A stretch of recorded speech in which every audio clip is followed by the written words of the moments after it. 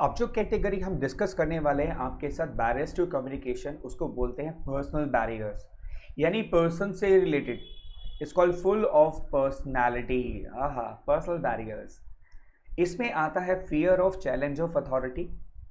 दूसरा बैरियर आता है lack of confidence of superior on his subordinates. तीसरा आता है अनविलिंगनेस टू कम्युनिकेट। और चौथा आता है लैक ऑफ प्रॉपर इंसेंटिव्स। चलिए डिस्कस करते हैं चारों के चारों बैरियर्स जो पर्सनल बैरियर्स में आते हैं। पहला बैरियर आता है fear of challenge of authority. If a superior perceives that a particular message और information may adversely affect his authority, he may try to withhold or suppress such message or information.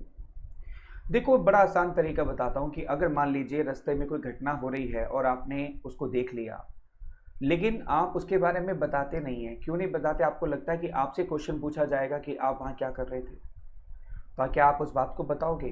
कभी नहीं। This is called personal barrier, fear of challenge of authority. यानी superior को लगता है कि अगर मैं कोई मैसेज या कोई इंफॉर्मेशन दूंगा तो मेरे पे क्वेश्चन आ जाएगा कि आपको ये कैसे पता चला, आपने इंफॉर्मेशन कहां से ली। तो वो जो मैनेजर है, सुपीरियर है, वो उस मैसेज को दबाने की कोशिश करेगा और एक्चुअल इंफॉर्मेशन कभी भी कन्वे नहीं हो पाएगी। अब देखो, ये पर्सनल सोच पर डिपेंड करता है। Fear of challenge of authority personal level पर आ जाता है, इसलिए इसको हम पर्सनल बैरियर कहते हैं। Fear of challenge of authority यानी कि आपकी अथॉरिटी को चैलेंज होने का जो डर है वो कहीं ना कहीं कम्युनिकेशन को रोक देता है। जैसे अक्सर पुलिस केस में होता है, जो गवाह होते हैं वो कभी नहीं बताते या गवाही नहीं देते हैं क्योंकि उनको लगता है कि हम पे क्वेश्चन आ जाएगा, तुम वहाँ क्या कर रहे थे, तुम्हें कैसे पता ये सब। तो इसलिए गवाह जो गवाही नहीं देता ये सोच करके कि मेरे ऊपर ही क्वेश्चन आ जाएगा, and that is called communication barrier, fear of challenge of authority. दूसरा बैरियर आता है lack of confidence of superior on his subordinates. देखो, बहुत सारे लोग ऐसे होते हैं जिनका पेट का हाजमा बड़ा खराब होता है, यानी उनके पेट में बात टिकती नहीं है। अगर मान लो सुपीरियर को ये कॉन्फिडेंस है, यानी पक्का विश्वास है कि उसके सबऑर्डिनेट का पेट खराब है, बात समझ आ रही है? मतलब अगर सीनियर को ये लगता है कि उसका जूनियर को एक बात बताई नहीं, उसने ढिंडोरा पीट देना है सारी जगह पर, तो कभी उसको बात नहीं बताएगा। When superiors do not have faith or confidence on the competence of his subordinates, in such cases, superior may not seek advice, opinions or suggestions of the subordinates.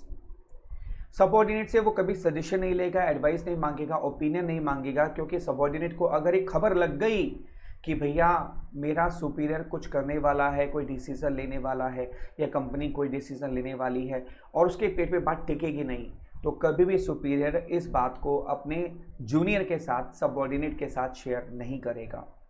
और इस बैरियर को हम कहते हैं lack of confidence of superior on his subordinates.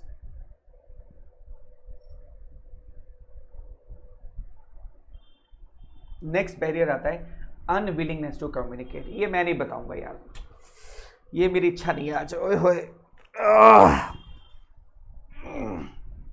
मेरा मन नहीं कर रहा आपको बताने का। आपका मन कर रहा है तो समझ लो यार, ये आपको दिखा रहा हूं, आपका मन करे, समझ आ रहा है तो समझ लेना, मैं नहीं बता सकता।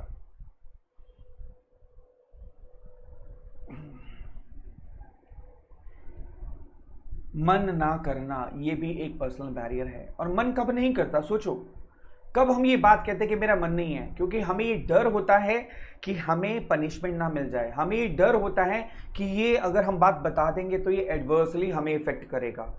हम कब नहीं बात बताते मन, जब हम कहते हैं कि हमारा मन नहीं कर रहा, जब हमें लगता है कि हमारा डिमोशन हो जाएगा। अगर हमें बात बताने से फायदा होगा तो हम हमेशा बताएंगे, और अगर हम जब कहते हैं ना हमारा मन नहीं कर रहा, तो डेफिनेटली कहीं ना कहीं अंदर से डर सता रहा होता है, चाहे वो पनिशमेंट का हो, चाहे वो एडवर्स इफेक्ट का हो, चाहे वो डिमोशन का हो। और इस बैरियर को हम बोलते हैं unwillingness to communicate. A subordinate may not be willing to communicate with the superior if he perceives that it may affect his interest. Example, fear of punishment or demotion or adversely affect the promotion, and this barrier is called unwillingness to communicate and comes under category of personal barriers. Next barrier आता है lack of proper incentives. कई बार हम इसलिए बात नहीं बताते, हमें लगता है इससे हमारा क्या फायदा होगा। हम हर बात में फायदा ढूंढते हैं, ये ह्यूमन नेचर है, पर्सनल नेचर है हर पर्सन का। कोई भी पर्सन किसी को भी कोई बात तब तक नहीं बताता जब तक उसको ये ना लगे कि इसमें मेरा क्या फायदा हो सकता है। That is called lack of proper incentives. एक एग्जाम्पल के साथ डिस्कस करते हैं। If there is no reward or appreciation for a good suggestion, then an employee having a useful suggestion for the company may not open his mouth. अगर एक अच्छा suggestion देने के बाद भी एम्प्लॉय को लगता है कि उसको कोई रिवॉर्ड नहीं मिलने वाला, कोई वाहवाही नहीं मिलने वाली, कोई ये नहीं कहेगा वाह तूने एक अच्छा सजेशन दिया, तो कोई क्यों बताएगा। ये बहुत अच्छा एग्जाम्पल है जो आपके एग्जाम में आ सकता है। Mister KR Mangalam, sales manager, take suggestion from mister GS Sandesh, sales executive, to prepare his sales presentation. जरा समझते हैं, KR मंगलम जो है सेल्स मैनेजर है और GS संदेश उनके जूनियर हैं जो कि सेल्स एग्जीक्यूटिव हैं। KR मंगलम जब भी किसी मीटिंग में जाते थे सेल्स की, तो वो ना सारी प्रिपरेशन, सारी प्रेजेंटेशन ना GS संदेश से बनवाते थे कि यार तू बता क्या करना चाहिए, मीटिंग में जाना है, प्रेजेंटेशन बना सेल्स के बारे में, कितना हमारा टारगेट होगा, कितना अचीव कर लिया, हम कितना अचीव कर सकते हैं, कौन कौन से सेल्स एरियाज हैं जहाँ पर हम कोर फोकस कर सकते हैं। अब GS संदेश भाई डट के बनाता, पूरी रिपोर्ट तैयार करता और KR मंगलम को देता। अब KR मंगलम जी क्या करते, वो जाते रिपोर्ट में और वहाँ अपना पर जो टॉप लीडर्स हैं, कंपनी के डायरेक्टर्स हैं, उनको रिपोर्ट दिखाते और वाहवाही लूटते। बट उन्होंने कभी ये नहीं कहा कि भैया इस रिपोर्ट के अंदर मेरा सेल्स एग्जीक्यूटिव का भी हाथ है, जो मेरी सहायता करता है, जो मेरी टीम का मेंबर है, वो कभी नहीं बताते थे। ये बात संदेश को पता चल गई कि भैया प्रेजेंटेशन तो मैं बनाता हूँ और सारी वाहवाही जो मेरे सीनियर लूट लेते हैं KR मंगलम साहब। तो संदेश ने कहा भैया भाड़ में जाओ, अब नहीं बताऊंगा मैं। एक बात बताओ, देखो कोई भी आदमी जब अच्छे सजेशन देता है, भले ही उसको फाइनेंशियल इंसेंटिव ना मिले, एटलीस्ट उसको ये तो होता है कि सामने वाला उसको अप्रिशिएट करे। अगर वो भी नहीं मिल रहा है इंसेंटिव, तो कोई क्यों काम करेगा, कम्युनिकेशन क्यों करेगा। That is called lack of proper incentives.